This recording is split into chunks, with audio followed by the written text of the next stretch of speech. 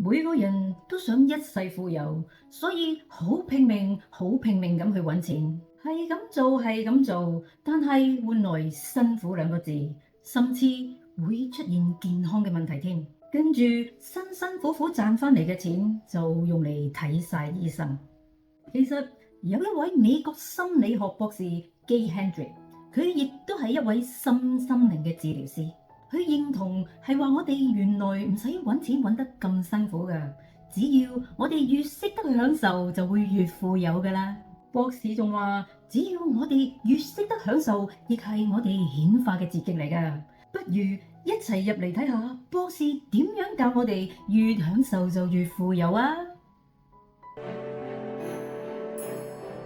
！Hello， 大家好，我係凌風 Windy， 歡迎嚟到我嘅頻道。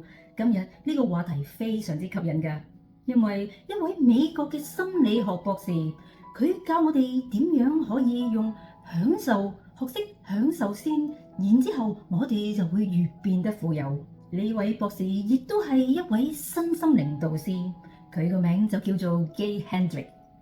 佢已經幫助無數嘅人透過點樣學識去享受，就會生活變得越富有嘅技巧，幫好多人揾到佢哋真正嘅幸福。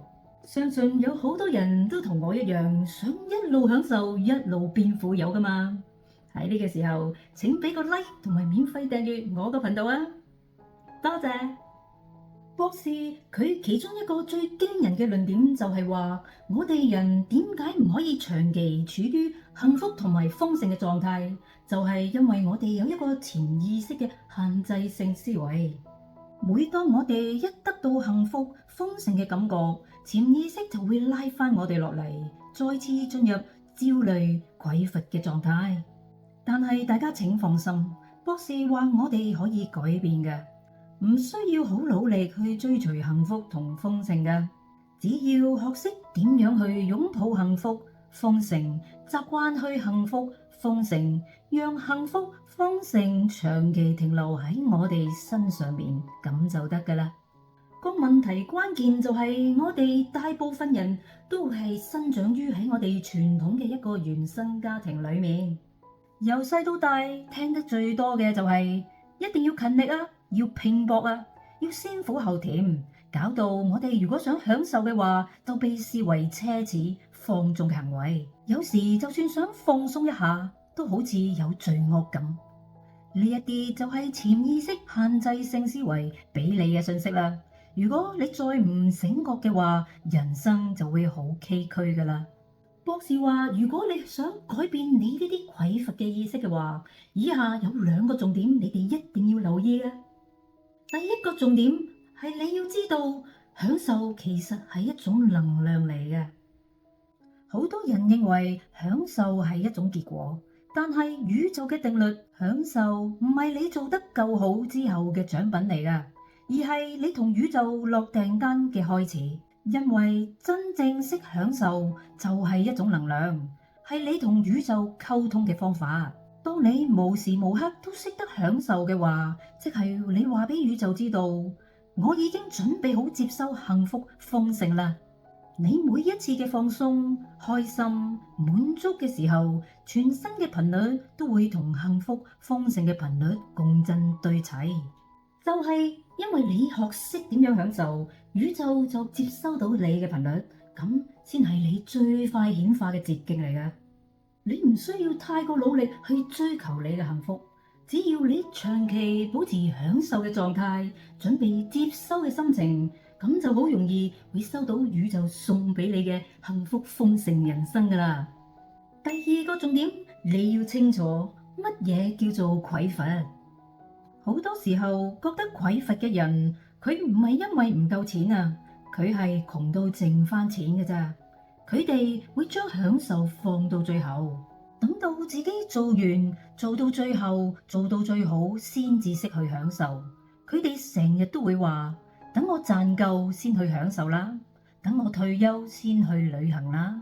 呢種亦係一種匱乏嘅心態，佢哋完全同享受絕緣，唔俾自己停一停，唔俾自己唞一唞，完全唔識得去平衡人生，搞到能量極低。唔會因小事而感恩，唔會喺人生旅途中獎勵下自己，同真正嘅幸福豐盛背道而馳。呢一種亦係匱乏嘅心態，匱乏嘅核心嚟㗎。其實我哋想去改變匱乏嘅心態，好容易嘅啫嘛。但係我哋一定要需要時間同埋一啲嘅耐性，咁樣先可以改變我哋潛意識嘅限制性思維㗎。只要每日俾一啲時間自己安靜落嚟，坐喺度望住個窗外嘅風景，飲住自己最中意嘅飲品，聽下舒適嘅音樂，心情非常之放鬆，非常之幸福，非常之滿足。你喺咁嘅狀態下，你係喺度話俾宇宙知道，我準備好接收幸福豐盛嘅人生啦。當宇宙見到你能夠保持享受嘅頻率咁耐嘅話，咁幸福、豐盛、財富、金錢都會俾你吸引晒翻嚟啦。即係話我哋嘅生活最好就係越享受就會越富有。富有唔單止我哋要身家雄厚，仲要留意翻我哋嘅生活態度。每朝早一起身，我哋一定要不急不趕，不煩不躁，要充滿內心嘅穩定同埋滿足嘅感覺，享受我哋和諧美好嘅生活，仲要保持我哋能量穩定，咁樣先叫做真正嘅富有。博士仲話，只要你跟住佢以下呢4個步驟做，就更加容易可以越享受越富有噶啦。第一，要經常覺察住自己有冇脫離幸福豐盛嘅軌跡。第二，要接受自己嘅弱點，主力發揮自己嘅天賦才能。第三，經常要清理內心嘅罪惡感同自我質疑嘅感覺。第四，習慣經常保持開心快樂嘅能量頻率。就係呢4個步驟就可以重新編織我哋潛意識嘅限制性思維，提升身心靈嘅能量，等我哋可以更加連接宇宙。咁就唔使單靠努力去製造成果，只要我哋學識自己享受，運用享受嘅頻率去吸引我哋幸福豐盛嘅生活翻嚟。博士仲話，原來創造力同埋享受嘅能量係一樣㗎，所以我哋一定要做自己有熱情嘅事，發揮我哋自己嘅潛能，要樂在其中，仲要非常之享受咁樣創造你嘅奇蹟。